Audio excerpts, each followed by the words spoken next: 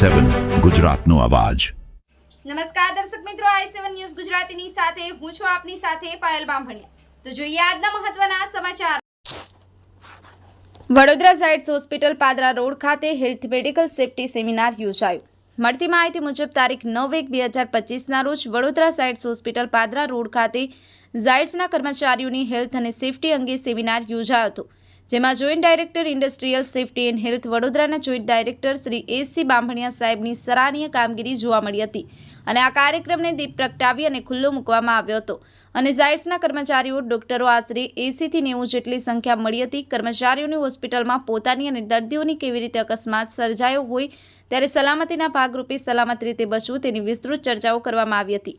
Bureau chief Kalubhai Damor સાથે cameraman sensing Bariya, i7 news Gujarati, Jhalod.